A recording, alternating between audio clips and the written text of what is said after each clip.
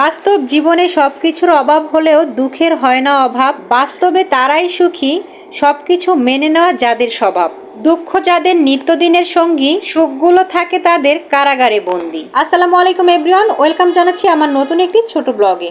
যারা যারা আমার এই ভিডিওটি ফেসবুক থেকে দেখছেন অবশ্যই আমার পেজটি ফলো দিয়ে দিবেন, আর যারা আমার এই ভিডিওটি ইউটিউব থেকে দেখছেন অবশ্যই সাবস্ক্রাইব করে দিবেন। বর্তমানে সোশ্যাল মিডিয়াতে দেখা যাচ্ছে থটস অফ বিল্লাল ভাইকে নিয়ে অনেকেই ভিডিও বানাচ্ছেন এবং তাকে কপি করছেন। একজনকে কপি করে আসলে ভাই কোনোই লাভ নাই। আপনার যার যে যোগ্যতা রয়েছে সেই যোগ্যতা অনুযায়ী ধৈর্য করে কাজ করেন, দেখবেন একদিন সফলতা আসবেই। আর এই সফলতার পেছনে অনেক ধৈর্যের প্রয়োজন। ধৈর্য আর ভালোবাসা দিয়ে কাজ করতে থাকেন, দেখবেন অবশ্যই আপনারা একদিন সাকসেস হবেন।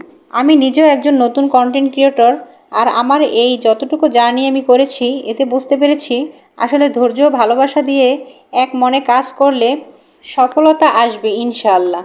আল্লাহ কখনো পরিশ্রমকে বিফলে যেতে দেন না।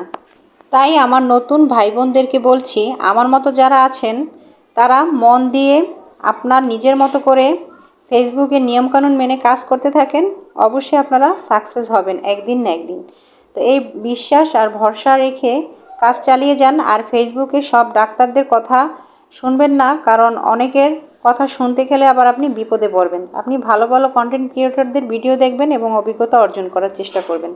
আর সবচাইতে গুরুত্বপূর্ণ একটি কথা হচ্ছে, যারা স্টার সেট আপ পেয়েছেন অথবা পে আউট সেট আপ এখনও করেননি তারা অবশ্যই অভিজ্ঞ লোকদের মাধ্যমে এই সেট আপগুলো করে নেবেন।